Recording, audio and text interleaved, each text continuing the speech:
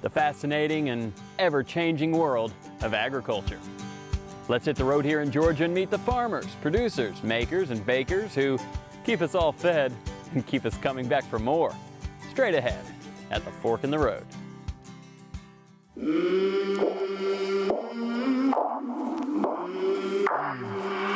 I came from the mud, there's dirt on my hands. Strong like a tree, there's roots where I stand. Georgia farmers, artisans, merchants, and producers, we depend on these men and women every day of our lives through the choices we make and the food we consume. Their strategy and approach is always shifting, but the end game remains the same: result.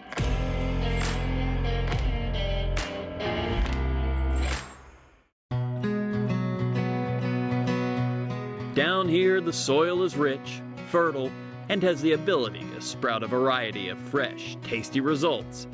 Different methods are utilized, both the new and the old, but in the end, it's the people that make it all work, with, of course, the cooperation of sunshine and rain. Let's meet a few Georgia farmers from the city, the country, and even in our schools that help deliver the harvest. We begin this week in Atlanta at an unexpected farming location run by a creative and determined duo of hardworking farmers. When you peruse the Atlanta city roads, you often see these cleared areas where giant power lines connect for miles, servicing our communities. But it's not often that you find a cornucopia of fresh fruits, vegetables, and ornamental flowers sprouting up directly underneath. Farmers Chris Lemons and Desmond Baskersville simply figured, why not put this land to good use? So with a little work and help, they did, and Gratitude Botanicals was born.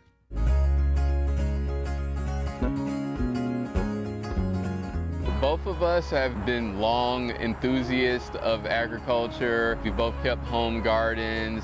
We have a history of agriculture in our family, and the opportunity came across with the city of Atlanta with the Atlanta Grows a Lot program. One of my friends works in City Hall and said, hey, I know you're interested in farming, here's an opportunity. And I called my long-term friend Chris. We went to preschool together, we graduated high school together, so we've known each other majority of our lives. And I said, hey, it might be time to go into business, and here we are.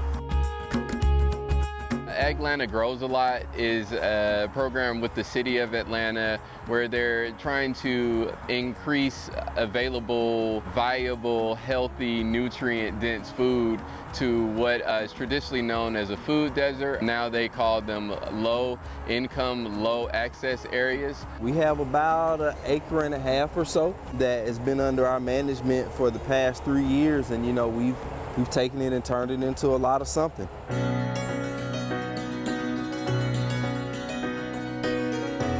For us, we're a true urban farm. If you kind of hear some of the noise in the background, that's actually I-285 that you guys are hearing. One of the things that I always want to highlight about our farm and about farming in Atlanta in general is just some of the native things that we have that naturally just popped up. This is an elderberry tree that popped up here naturally.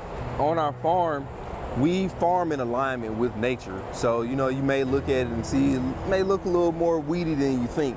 But a lot of those weeds are actually medicinal herbs that we use. We also propagate these trees seasonally, and we help sell them too. So that's also something that we like to do, is advance some of the native species that are available here in Atlanta.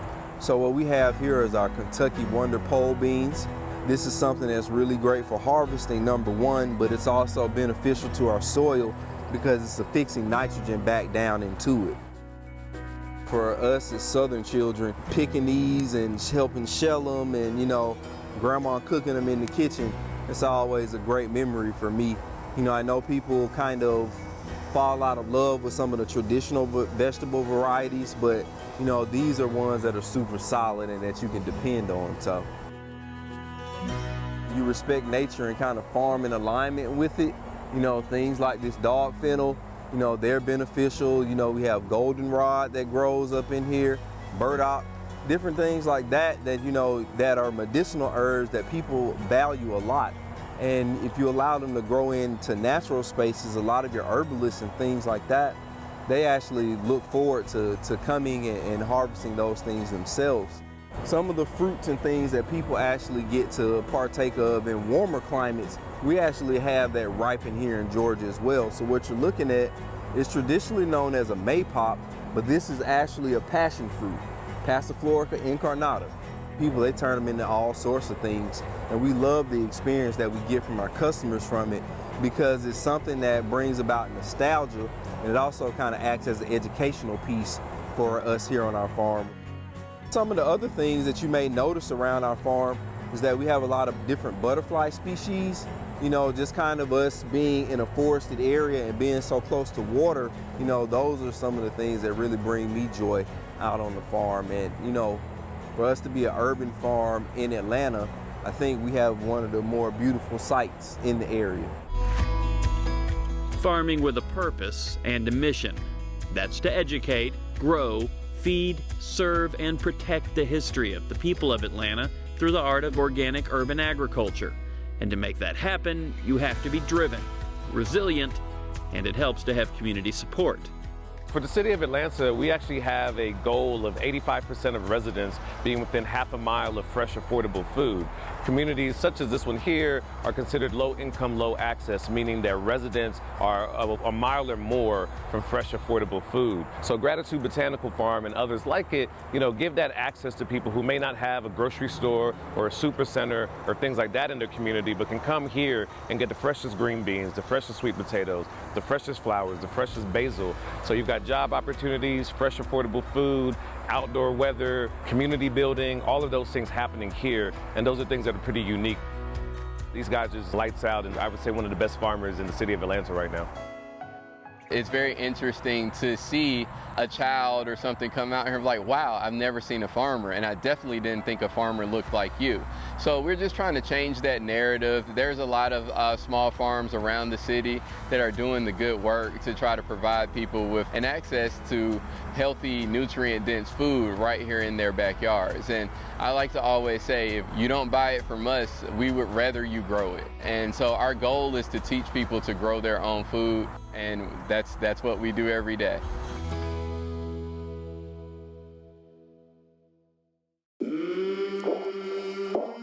From Atlanta, we head to school down in Milledgeville for a little Farming 101.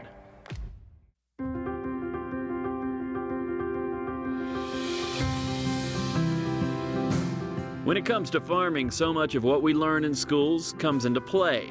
Science when it comes to genealogy and climate, reading when learning about the tendencies of crops and their history, and mathematics when designing the layout of the farm itself and calculating results.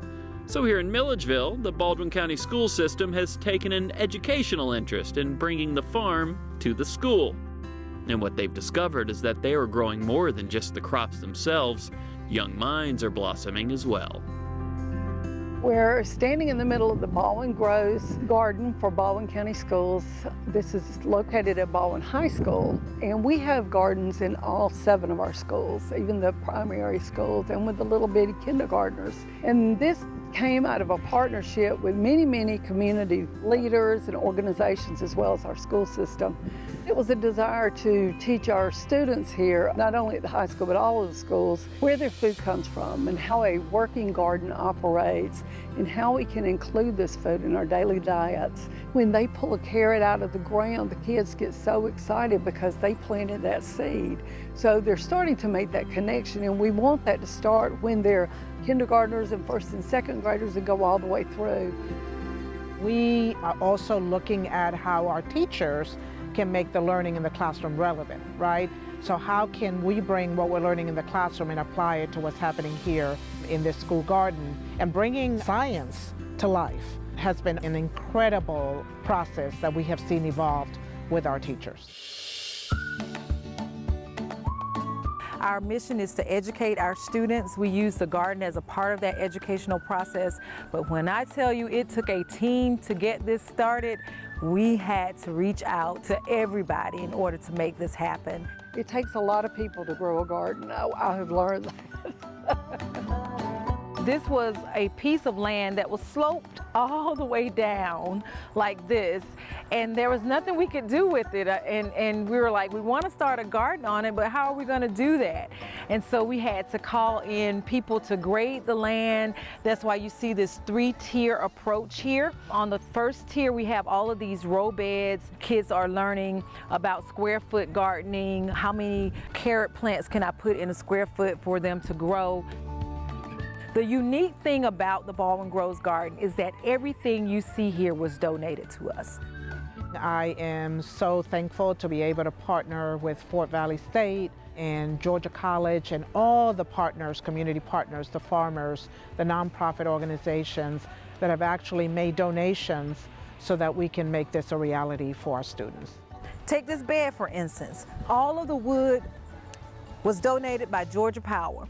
Georgia Power volunteers actually came out and worked with our construction students to actually construct all of these raised beds, and then they put them all in place. But most of all, we have our students. We have a wonderful ag teacher, Mr. Tamel Wilcox. It is his vision to make sure that his students leave his classroom knowing how to grow. I'm mainly trying to teach them how to propagate plants, how to grow, how to be their own boss in a sense, if you will. Just trying to show them how we could take the small things in nature, such as collard greens or any type of plant that a lot of them probably are used to eating at home, and how they can grow it and be successful at making money with it. And I also teach a little ag mechanics, because that's my love.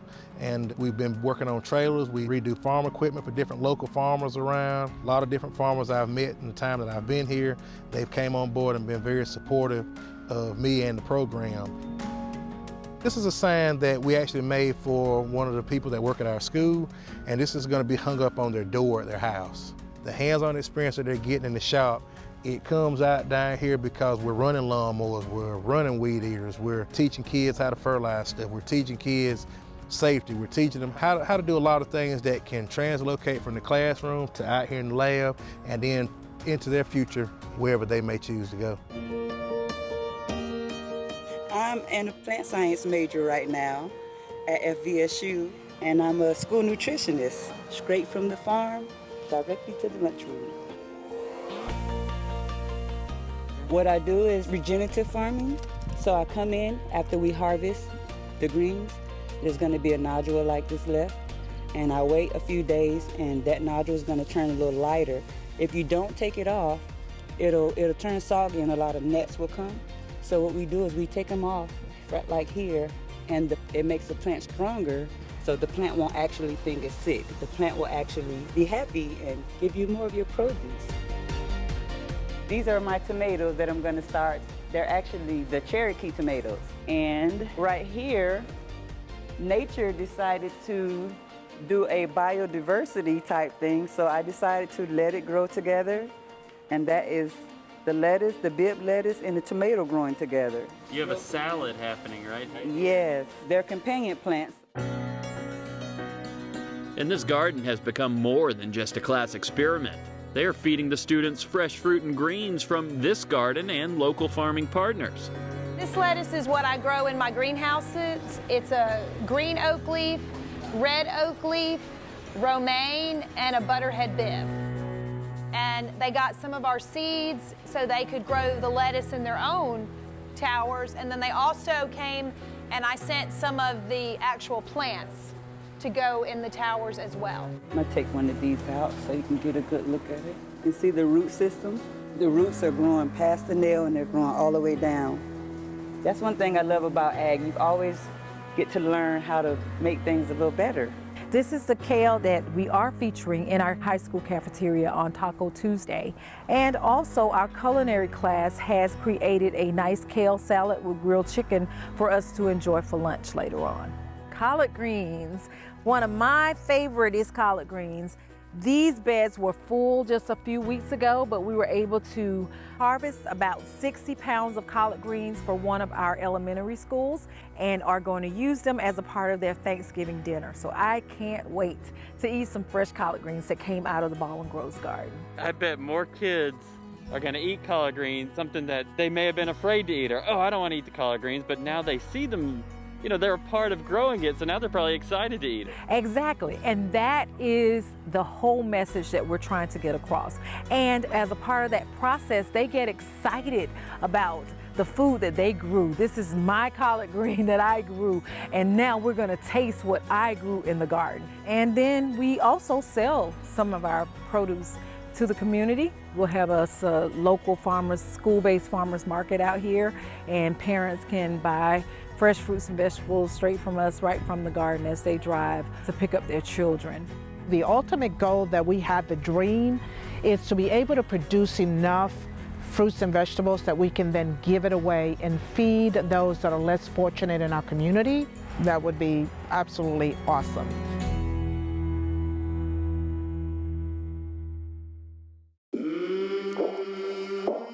From the growing gardens of Baldwin County to a grinding mill in Junction City, where luckily not much has changed in the last 100 years.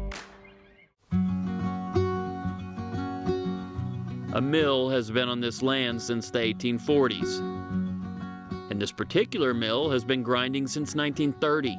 Folks often see the giant grinding stones as a relic of the past, but here at Fielder's Mill, it's just a part of the machine, and the results are as fine as the grits themselves.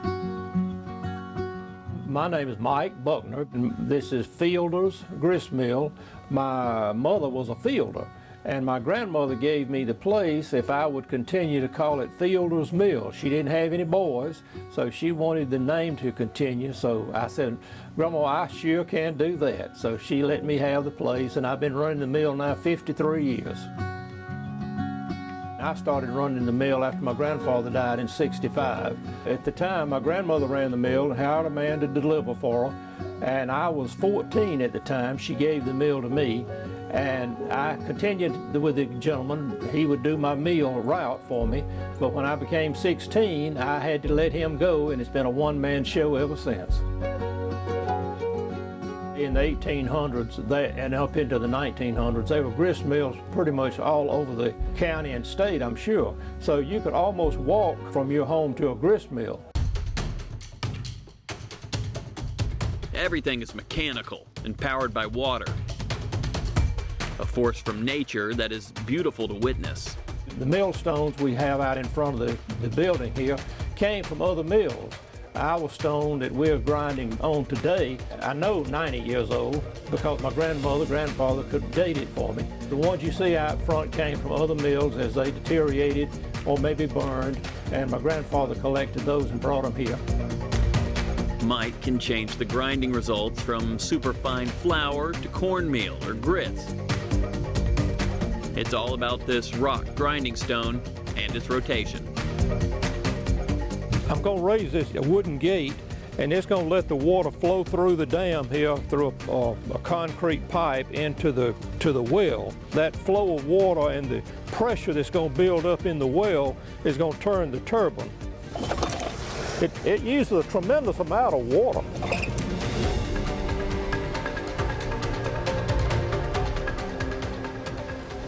When I used to get a lot of combine corn, it had a lot of trash in it, and this was the only way to get it out.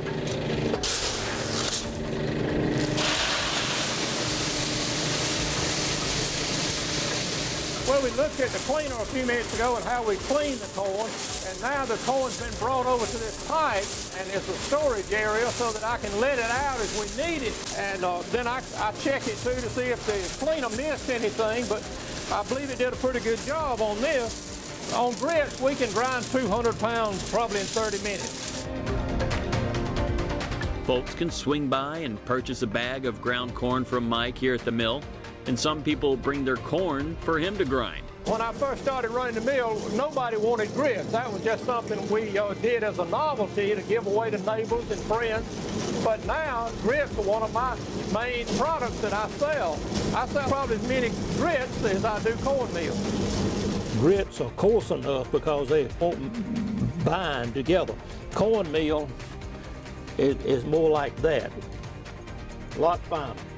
Well, we're tying it up. We've got it bagged in 2-pound bags, and I use these little little wires to tie it with, just because that's the old traditional way. It stays fresh for maybe 4 or 5 weeks on the shelf in your house.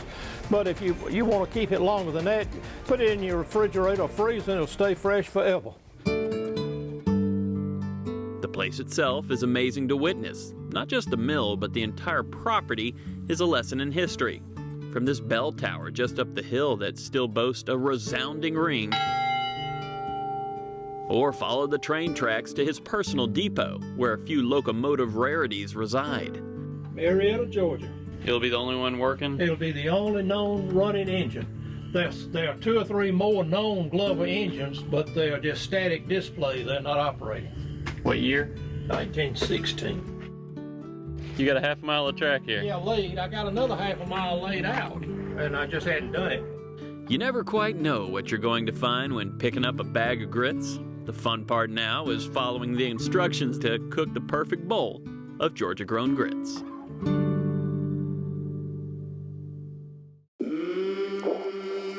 Let's now take the old tracks back to Atlanta, where Georgia-grown executive chef Holly Shute gets creative with some Georgia-ground grits. We are going to do a savory application of grits. Since grits are our specialty here in Georgia, we're going to take some Italian sausage. This is mild, but you can also use hot if you prefer. And I've taken the casing off of these and broken them into little chunks.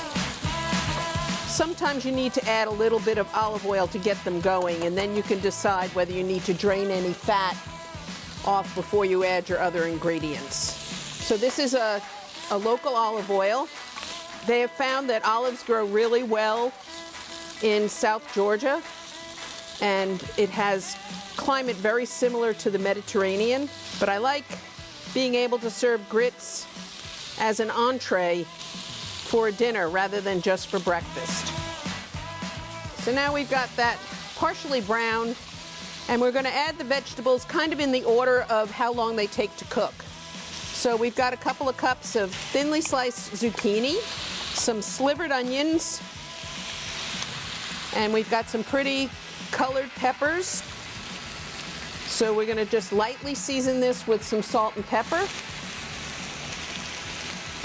And we've got some dried oregano, and we have some minced garlic. So not only is this going to be really tasty, it's going to be pretty and colorful as well. So we're going to add our thinly sliced celery. And you can use whatever vegetables you like. There's no limitations. A recipe is just some place to start. If your family doesn't like one thing in the recipe, you can just leave it out or substitute something else for it. It's fun as part of my job, researching and finding old recipes, testing them, and then also adapting them to our current tastes. So we've got stone ground grits. They take about an hour to cook depending on the coarseness of the grits. So I've taken chicken stock and a little bit of half and half, and about 1.5 cups of grits and a little bit of salt. And as they thicken, you've got to stir them a lot so that they don't stick to the bottom of the pan. And as they start to thicken and cook, you may need to add a little bit more water to it gradually until you get to the right taste. You're going to add 1 cup of freshly grated Parmesan cheese. We're going to let them set for just a couple of minutes, and then we'll plate it up and garnish it.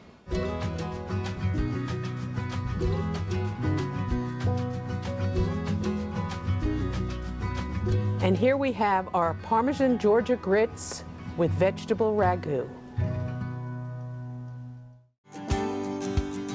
So from the field to the fork, or spoon when it comes to the grits, a little education can go a long way. And as long as folks like this are willing to teach, willing to learn, and driven to succeed, our state's future in farming is as fresh as ever. I'm David Zelski. See you at the next Fork in the Road.